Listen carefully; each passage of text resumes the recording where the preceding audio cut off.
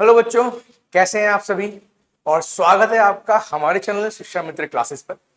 और बेटा आज हम अपनी क्लास आगे बढ़ा रहे हैं। बीपीएससी आपका जो 4.0 सेशन चल रहा है आपका मैथमेटिक्स का, मेरे साथ मैं हूं राहुल। और हम आज की क्लास में पहला सवाल जो लेने वाले हैं बेटा वो है आपके सामने। ठीक है, देखिए क्योंकि क्या है, बहुत सारी वैरायटीज हैं, बहुत सारे टॉपिक्स हैं, यूनिट्स हैं जो को कवर करनी है। तो फिलहाल जो क्वेश्चन यहाँ पे लिखा हुआ है बेटा वो है आपका कोऑर्डिनेट ज्योमेट्री में से। ठीक है, अब यहाँ पे क्वेश्चन क्या कह रहा है पहले बार पढ़ लेते हैं। ठीक है, पहले बार पढ़ लेते हैं क्वेश्चन को। क्वेश्चन क्या कह रहा है, क्वेश्चन कहता है रेखाखंड AB पर एक बिंदु P का पता लगाने के लिए इस प्रकार कि PB जो है वो AB का 2/5 हो, रेखाखंड AB को किस अनुपात में विभाजित किया जाना चाहिए। अब देखो सबसे पहली बात तो बेटा ये है कि ये जो क्वेश्चन आपको दिखाई पड़ रहा है ये है कोऑर्डिनेट ज्योमेट्री से, है ना। तो अब है क्या यहां पर, आप लोग जानते हैं कि मान लिया जाए कि एक लाइन है AB, ठीक है, और मैंने इसको एक पॉइंट P के द्वारा, मान लीजिए यहां पर, ठीक है, एक पॉइंट P के द्वारा मैंने इसे क्या किया, डिवाइड कर दिया दो हिस्सों में।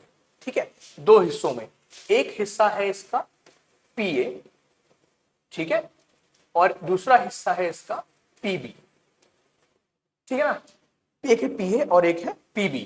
सवाल आपसे यह कहता है कि यदि जो PB है वो 2/5 है AB का, तो आप ये बताइए कि P पॉइंट AB को किस अनुपात में विभाजित करता है।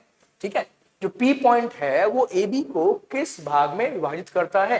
तो अब यहां पे ध्यान से देखा जाए तो जो PB/AB आ रहा है वो कितना आ रहा है, 2/5। या फिर ये कहा जाए बेटा, आप लिख सकते हो कि जो PB है वो 2x के बराबर है और AB जो है वो 5x के बराबर है ना। हम x क्यों लेते हैं, बिकॉज 2/5 क्या है, एक रेशो है, एक अनुपात है। तो इसको एक नंबर बनाने के लिए, एक डेफिनेट नंबर बनाने के लिए आप क्या करोगे, उसको x से मल्टीप्लाई कर दोगे। अच्छा, इसका मतलब ये हुआ कि यहां पर अगर देखा जाए जो PB है वो 2x है, ठीक है, और यहां से लेके यहां तक की दूरी कितनी है बेटा, ये है बेटा 5x। तो जरा ध्यान देना, क्वेश्चन का जवाब जो है वो यहीं से आ जाएगा। अगर ये पूरी दूरी 5x है और यहां से लेकर यहां तक की जो दूरी है वो 2x है, तो ये कितनी बच जाती है, ये बच जाती है 3x, है ना। इसका मतलब जो AP/PB आना चाहिए वो क्या आना चाहिए, वो 3x/2x आना चाहिए। तो अनुपात क्या बन जाएगा, 3/2। ये आपका आंसर है, सी पार्ट जो है वो आपका सही आंसर कहलाएगा। ठीक है, क्वेश्चन बहुत सिंपल था, हम इस तरह क्वेश्चन जो है वो देख सकते हैं। ठीक है, आगे बढ़ते हैं, अगला सवाल लेते हैं। अगला सवाल जो कह रहा है आपसे वो भी कहां से है, ज्योमेट्री से ही है, बट कोऑर्डिनेट ज्योमेट्री नहीं है, ये आपका प्योर ज्योमेट्री है। ठीक है, जहां पर हम क्या कह रहे हैं, जहां हम बात कर रहे हैं समरूप त्रिभुजों की। किसकी बात कर रहे हैं, ध्यान से सुनेंगे, समरूप त्रिभुजों की। आपको क्वेश्चन पढ़ते के साथ ही ये बात बिल्कुल क्लियर हो जानी चाहिए कि क्वेश्चन किस टॉपिक से आया हुआ है, ताकि आप सिर्फ उसी डोमेन के अंदर अपने दिमाग को चलाएं।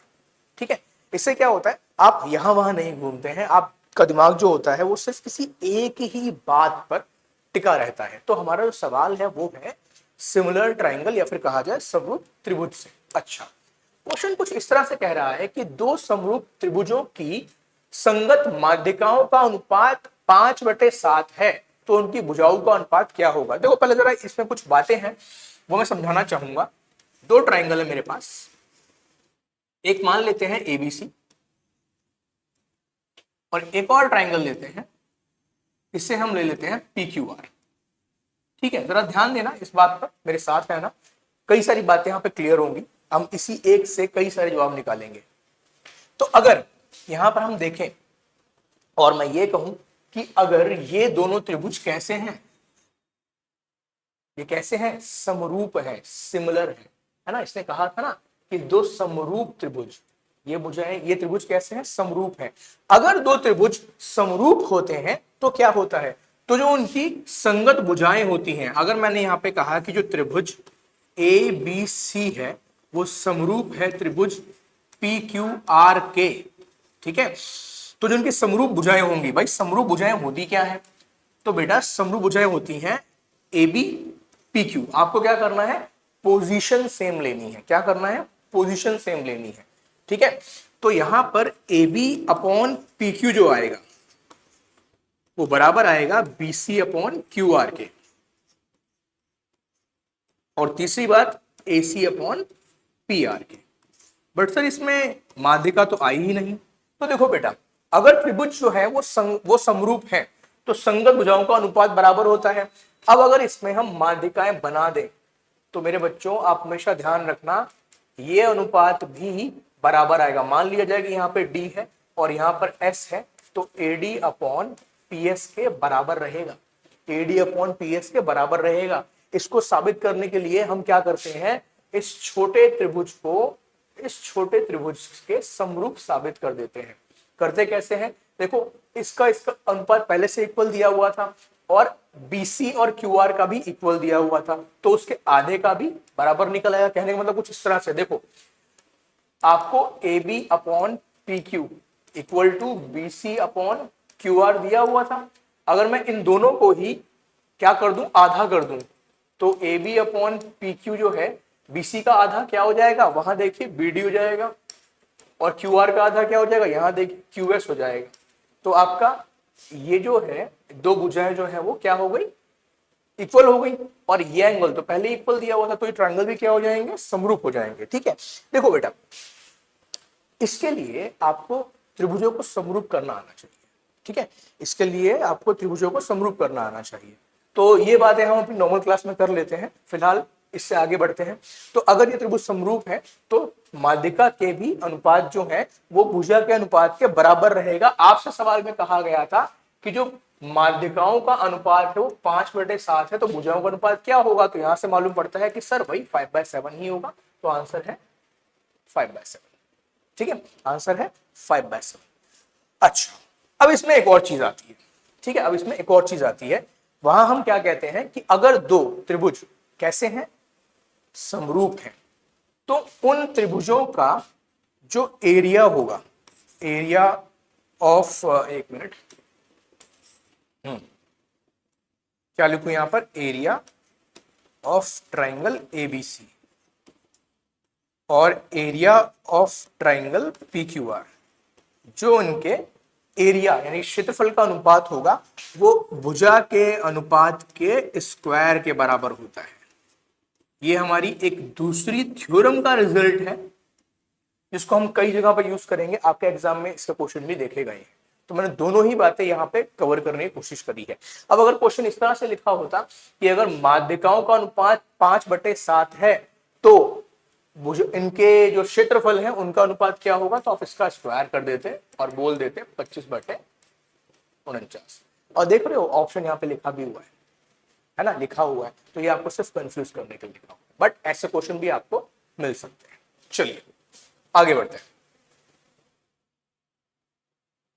हाँ जी, एक बढ़िया सवाल, अच्छा सवाल, छोटा है, इजी है, कॉन्सेप्चुअल है। पहले पढ़ते हैं फिर आगे बातें करेंगे। क्वेश्चन कहता है यदि एक वृत्त की परिधि 2 पाई से बढ़ के 4 पाई कर दी जाए तो क्षेत्रफल क्या होगा। तो वो क्वेश्चन को समझा जाए तो बहुत आसान है। पहले परिधि 2 पाई थी, अब 4 पाई हो गई है, यानी कि परिधि डबल हो गई है। अब परिधि डबल कैसे होगी बेटा? परिधि डबल होने का सिर्फ एक ही रास्ता है, वो ये है जो रेडियस है ना वो डबल हो जाए, जो रेडियस है वो डबल हो जाए। ठीक है, तो अगर रेडियस डबल हो जाएगा तो फिर एरिया क्या हो जाएगा? तो बेटा एरिया जो होगा वो 4 टाइम्स हो जाएगा। अब ये सारी बातें हम कैसे कह रहे हैं, तो देखो जरा, ध्यान दो जरा। ठीक है, मान लो कि पहले जो परिधि थी वो थी 2 पाई। ठीक है, अब नई परिधि कितनी हो गई, 4 पाई। पुरानी परिधि का मतलब हुआ कि ये 2 पाई आर के इक्वल है। ठीक है, अच्छा अगर ये 2 पाई आर के इक्वल, हाँ जी, और ये 2 पाई यहां पे 1 कर दो, यहां पर आर 2 कर दो। अगर मैं इनका अनुपात निकालूं तो क्या होगा, पाई से पाई यहाँ कट जाएगा, 2 पाई से 2 पाई यहाँ कट जाएगा, तो 2/4 इज इक्वल टू R1/R2। आपने इसे भी काट दिया तो आपको मिला 1/2 इक्वल टू R1/R2। तो आप क्या देख रहे हो कि जो यहाँ पर नया वाला रेडियस है वो पुराने का डबल है। आ गई बात सामने, ठीक है, जो नया वाला रेडियस है वो पुराने का डबल है। तो परिधि सिर्फ तभी डबल हो सकती है जब जो त्रिज्या है वो डबल हो जाए। मान लीजिए परिधि 3 गुना हो गई है तो त्रिज्या भी 3 गुना हो जाएगी, 4 गुना है तो 4 गुना हो जाएगी, ठीक है। अच्छा, तो ये हमने बात करी रेडियस के बारे में। अब एरिया के बारे में बात करते हैं। अगर एरिया के बारे में बात करेंगे तो पहले फर्स्ट वाले सर्कल का निकालते हैं, तो πr² हो जाएगा। दूसरे वाले का निकालेंगे तो πr2 का स्क्वायर हो जाएगा। लेकिन बेटा हमने πr2 तो निकाल लिया ना, r2 कितना है, 2/r1 है, तो यहाँ पे पुट कर दिया, आपने स्क्वायर लगाया तो कितना आ गया, 4πr1 का स्क्वायर। और πr1 क्या था, पहले वाला एरिया था, एरिया 1। तो एरिया कितना बढ़ गया, 4 गुना बढ़ गया, ठीक है। एरिया कितना बढ़ गया, 4 गुना बढ़ गया, 4 टाइम्स, ठीक है ना, 4 गुना, ठीक है। तो क्या ध्यान रखना है बच्चों, इसके अंदर एक बहुत सिंपल सी बात अगर ध्यान रखी जाए तो क्वेश्चन को सॉल्व करने की जरूरत नहीं पड़ेगी। वो बात क्या है, इतने से डब्बे में इस बात को समझ लेते हैं, ठीक है। देखिए, जो बात करेंगे सरकमफ्रेंस की, ठीक है, तो जितना रेडियस इंक्रीज होगा उतना ही सरकमफ्रेंस भी इंक्रीज होगी। जितना रेडियस इंक्रीज होगा उतना ही सरकमफ्रेंस भी इंक्रीज होगी। लेकिन अगर एरिया की बात करेंगे, ठीक है, तो जितना रेडियस इंक्रीज होगा उसका स्क्वायर करोगे, ठीक है, उसका स्क्वायर एरिया इंक्रीज होगा, ठीक है। जितना रेडियस इंक्रीज होगा उसका स्क्वायर एरिया इंक्रीज होगा, ठीक है ना, बात समझ में आती है, ठीक है। देख लीजिए इसको, फिर आगे बढ़ते हैं।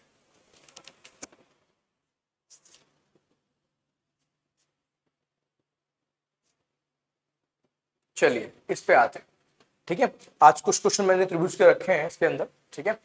पिछले कई क्लास में हमने से बहुत कम डिस्कस किया है, इसलिए सवाल पढ़ते हैं और देखते हैं क्या कहता है क्वेश्चन। कहता है एबीसी और पीक्यूआर दो समान त्रिभुज हैं इस प्रकार कि AB जो है वो 9.1 सेंटीमीटर है, PQ जो है वो 6.5 सेंटीमीटर है, ठीक है, कोई बात नहीं। इसके अलावा यदि त्रिभुज PQR का परिमाप 25 है तो त्रिभुज ABC का परिमाप क्या होगा। अब देखते हैं, यहां पर ये समान जो लिखा हुआ है इसको आप पढ़ेंगे समरूप। इसे आप क्या पढ़ेंगे, इसे पढ़ेंगे समरूप, ठीक है। समरूप त्रिभुज है यानी कि सिमिलर ट्रायंगल, ठीक है।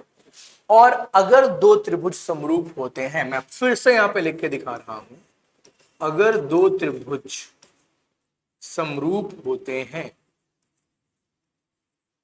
तब क्या होगा, तब जो उनके भुजाओं का अनुपात होगा, तब जो उनकी भुजाओं का अनुपात होगा यानी कि AB/PQ, वही अनुपात उनके परिमाप का भी होगा, वही अनुपात उनके परिमाप का भी होगा। अच्छा सर ऐसी बात है, मैंने कहा हाँ बिल्कुल सही बात है। तो एबीसी का परिमाप कितना है वो हमें पता करना है, तो मैंने मान लिया भाई वो x है। और पीक्यूआर का एक मिनट हाँ एबीसी परिमाप पता करना है तो उसे x मान लिया, और पीक्यूआर का परिमाप जो है वो कितना है 25 है, ठीक है। एबी भी आपको दिया हुआ था 9.1 और ये दिया था 6.5 इज इक्वल्स टू x/25।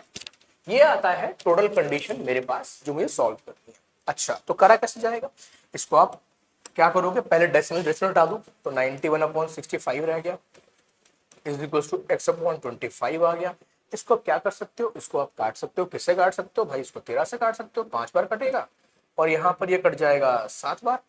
5 से अगर 25 को काट दिया जाए 5 बार तो x की वैल्यू आती है 35, यानी कि जो ABC का परिमाप है वो कितना है, वो है 35, ठीक है। तो अब इस बात का भी ध्यान रखना है। देखो पहले जब मैंने एक क्वेश्चन किया यहाँ पर, एक बार जरा इस पे आते हैं, यहाँ पर ये क्वेश्चन किया मैंने जब, तो मैंने यहाँ क्या सिखाया था कि अगर त्रिभुज समरूप होते हैं तो उनकी भुजाओं का अनुपात बराबर होता है, ठीक है, जो उसकी संगत भुजाएं होती हैं उनका अनुपात बराबर होता है, और वो उनकी मध्यिका के अनुपात के बराबर भी होता है। अब एक और बात इसमें ऐड हो गई, और वो ये हुई कि यही चीज इसके परिमाप के भी बराबर होगी। इसका मतलब A B plus B C plus C A बटे में पी क्यू क्यू आर और आर पी, ठीक है, अनुपात के भी बराबर होगा। तो ये जो है ना, ये बड़ा इंपॉर्टेंट बनता जा रहा है आपके लिए, ठीक है ना, ध्यान रहे, ठीक है। बस यहाँ पर चलिए सही है, इतना ही ध्यान रखिए। हम वापस चलते हैं अपने सवाल पर, नहीं तो काफी वक्त निकल जाएगा। अगला सवाल जो है हम ले रहे हैं ट्रिग्नोमेट्री से। क्वेश्चन कहता है कि यदि sine theta minus cos theta 0 है तो ये बताइए कि sine power 4 minus cos power 4 का मान क्या है। ओहो, तो पावर 4 लगा के क्वेश्चन को मुश्किल करना चाहते हैं। देखते हैं क्या हो सकता है। देखो भाई, जो आपको गिवन है ना, मैथ के क्वेश्चन में जो आपको गिवन है बेटा, ध्यान से सुनना, मैथ्स के क्वेश्चन में जो आपको गिवन है बेटा, वही आपकी सबसे बड़ी ताकत है, क्योंकि वही चीज आपका क्वेश्चन जो है ना सॉल्व करवाएगी। तो यहां से आता है कि sine theta is equals to cos theta, ठीक है। या फिर ये कहा जाए बच्चे कि साइन थीटा अपॉन यानी कि बटे में कॉस थीटा कितना आ गया, 1 आ गया। साइन अपॉन कॉस क्या होता है, आप कहोगे सर टैन होता है, इक्वल टू 1। तो अब ये बात सोचो कि टैन की वैल्यू 1 कब होती है, टैन की वैल्यू 1 कब होती है, तो आप बोलोगे सर जब होती है तब थीटा जो होता है वो कितना होता है, 45 डिग्री होता है।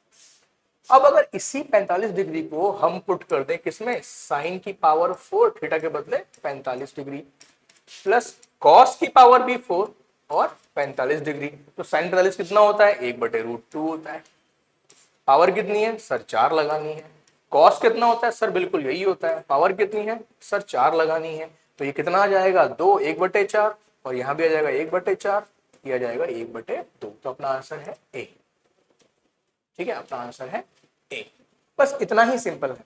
और अगर आप इस जहां भी ये लिखा मिल जाए ना कि cos theta minus sine theta 0 है, आप ध्यान रखो थीटा की वैल्यू 45 डिग्री है, थीटा की वैल्यू 45 डिग्री। क्योंकि देखो एक बात समझाता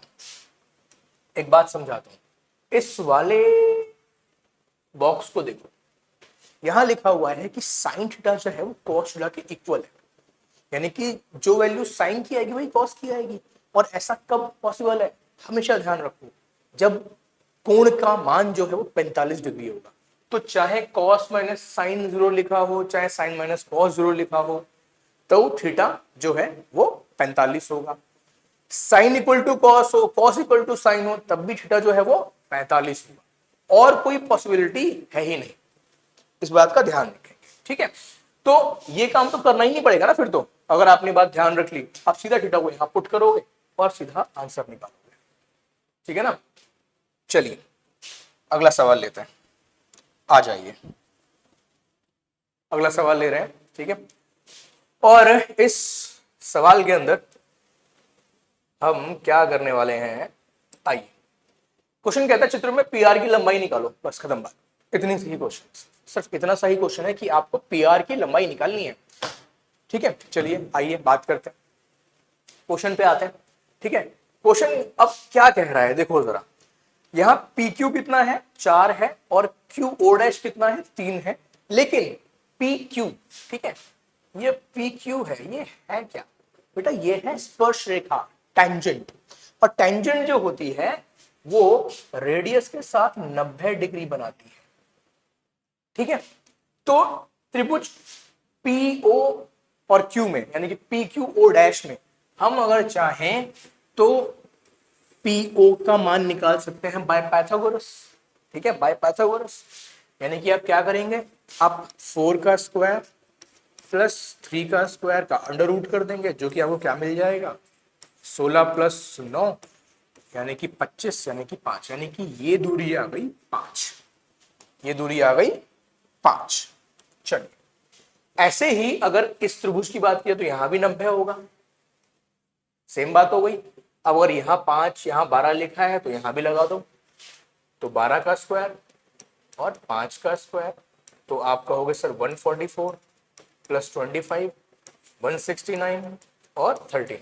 अब जो बच्चे लगातार पढ़ रहे हैं उनको ये भी करने की जरूरत नहीं है, ये भी करने की जरूरत नहीं है, उन्हें पता है कि 3 4 5 ट्रिपलेट है, पाइथागोरियन ट्रिपलेट है, ठीक है। ऐसे ही 12 13 और 5 भी पाइथागोरियन ट्रिपलेट है, 26 24 और 100 पाइथागोरियन ट्रिपलेट है, ठीक है ना। 24 25 और 7 पाइथागोरियन ट्रिपलेट है, ये आपको मालूम होने चाहिए। इससे क्या होता है बेटा, इससे ना आपका टाइम बचता है, कहीं भी एग्जाम करते वक्त आपका बहुत टाइम बचता है, आपको ऐसा कुछ नहीं करना पड़ेगा, ठीक है। चलिए आगे बढ़ते हैं। तो इसकी वैल्यू बेटा मिल गई हमको, कितनी मिल गई, आपको वैसे 13 लिख दो, चलो बढ़िया। आगे बढ़ते हैं। अब यहां से लेके यहां तक की बात कर ली जाए तो बेटा ये रेडियस है छोटे वाले का, और यहां से लेके यहां तक बात कर लिया तो ये भी रेडियस है लेकिन बड़े वाले का। तो कुल मिला के 5 + 3 + 5 + 13, तो 10 और 3 13 और 13 13 26। यह है आपका जवाब, ठीक है। यह है हमारे क्वेश्चन का हल। चलिए आगे बढ़ते हैं, अगला सवाल लेते हैं। और फिर से आपको एक यहां पर चित्र दिखाई पड़ रहा है, आपको एक डायग्राम दिखाई पड़ रहा है, ठीक है। हाँ जी, सवाल को पढ़ते हैं पहले। क्वेश्चन कहता है आकृति में APB, ये आपको लाइन दिख रही है APB, और ये क्या है, P पर क्या है, स्पर्श रेखा है, O है केंद्र, और आपसे बेटा ये कहा गया है कि एंगल QPB 50 है, यानी कि आप यहां 50 लिख के रख सकते हैं। तो बताइए QOP कितना है, तो QOP यहां दिखाई पड़ रहा है, आप इसे 90 समझने की गलती ना करें, पहली बात, ठीक है। तो सर सॉल्व कैसे होगा, तो सर सॉल्व कैसे होगा, तो मैंने कहा कि बेटा ऐसे सोचो कि अगर कोई वृत्त है, कोई स्पर्श रेखा है जो त्रिज्या के साथ जुड़ जाती है तो कितना एंगल होता है, आप कहोगे 90। तो अगर मैंने यहां पर ऐसे करके एक और लाइन बना दी और यहां लिख दिया 50, तो ये कितना बचा, 40। तो इसका मतलब सर ये वाला एंगल 40 है क्या, मैंने कहा हाँ बिल्कुल सही बात है, एंगल 40, ये एंगल 40 है। अच्छा फिर अब यहां पर तो ये केंद्र था ना, तो ये तो हुआ रेडियस, तो मैंने इसको भी जोड़ दिया और ये भी हो गया रेडियस। तो अगर ये भुजा और ये भुजा इक्वल है तो बेटा ये कोण और ये कोण भी इक्वल होगा, तो ये भी हो गया 40। तो सर क्या यहां भी 40 लिख दूं, मैंने कहा बिल्कुल सही बात है, यहां भी 40 लिख दो। अब अगर देखा जाए तो ये पूरा का पूरा एक त्रिभुज बन जाता है जिसमें दो कोण कितने 40 40 के हैं, तो तीसरा कितने का बचेगा, तो आप बोलोगे सर 100 का बचेगा। क्यों बचेगा, क्योंकि आपके पास क्या है कि तीनों कोणों का जो योग होता है वो 180 होता है, और आंसर है सी, ठीक है। जो दिखता है वो होता नहीं। क्वेश्चन काफी सिंपल था, आपको सिर्फ अपने बेसिक्स का ध्यान रखना है बेटा। आपको जो हमेशा परेशानी से उबारेगा, आपके क्वेश्चन को सॉल्व कराएगा, ठीक है, आपकी जिंदगी में आपको आगे बढ़ाएगा, वो होंगे आपके बेसिक्स, आपकी वैल्यूज, ठीक है ना। तो उनका बहुत ध्यान रखना, चाहे हम मैथ पढ़ रहे हो चाहे अपनी लाइफ जी रहे हो। चलिए अगला सवाल ले लेते हैं फटाफट से। अभी भी हम इसी चैप्टर पर, इसी यूनिट पर, इसी टॉपिक पर ही काम कर रहे हैं। क्वेश्चन कहता है, अच्छा इस बार हिंदी यहां पे लिख दी है, चलिए APBQ, अच्छा डायग्राम दे ही रखा है, आपको क्या करना है, ABC का अर्ध परिमाप निकालना है, ABC का अर्ध परिमाप निकालना है।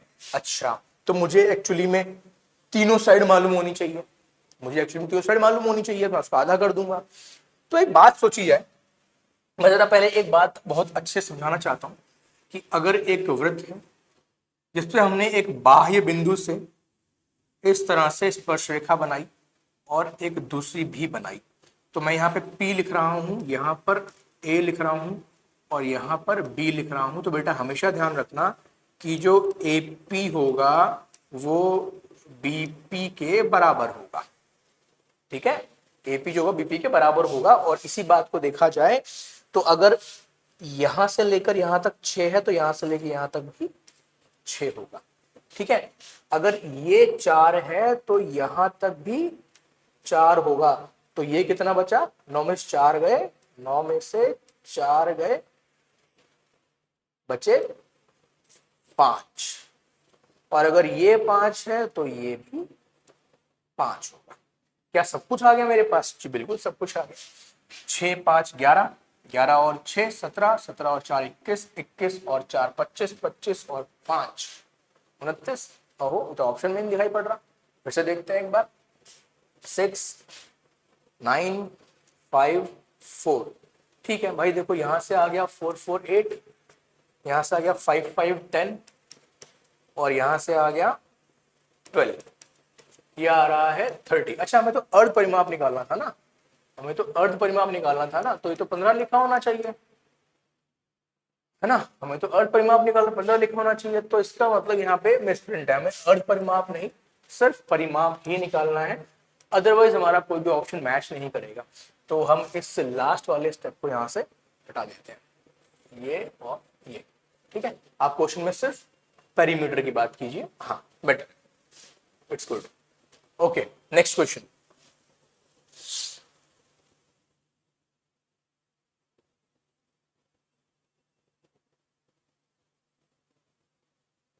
आइए जरा एक बड़ा सा क्वेश्चन पढ़ते हैं, एक बड़ा सा क्वेश्चन पढ़ते हैं और फिर आगे बढ़ते हैं। ठीक है, जरा सवाल को ध्यान से आराम से पढ़ते हैं। क्वेश्चन कहता है there are 25 trees at equal distances. ओह एक मिनट, एक कुएं की कतार में 5 मीटर की समान दूरी पर 25 पेड़ हैं। ठीक है, यानी कि ऐसे ऐसे कर करके 5-5 मीटर की दूरी पर हमने पेड़ लगा रखे हैं जो कि 25। ठीक है, निकटतम पेड़ से कुएं की दूरी 10 है। अब यहां कहीं पर एक कुआं है और कुएं से लेकर यहां तक की दूरी 10 है और फिर 5 5 5 5 और 5 का अंतर है। इसी से देख के आपका दिमाग जा रहा होगा कि हम क्या करने वाले हैं। ठीक है, अच्छा, तो एक माली कुएं से शुरू करके सभी पेड़ों को अलग अलग पानी देता है और वह प्रत्येक पेड़ को पानी देने के बाद अगले के लिए पानी लेने के लिए कुएं तक लौटता है। अच्छा अच्छा, बहुत मेहनती है ये तो, बहुत ज्यादा मेहनत कर रहा है। ये एक बच्चा, ये माली क्या करता है, कुएं से पहले पहले पेड़ तक जाता है, डालता है पानी और फिर वापस आता है। फिर कुएं से दूसरे पेड़ तक जाता है, डालता है पानी, फिर वापस आता है। कुएं से फिर तीसरे पेड़ तक जाता है, पानी देता है, फिर वापस आता है। इस तरह से करते करते इसने 25 पेड़ों को पानी दिया है।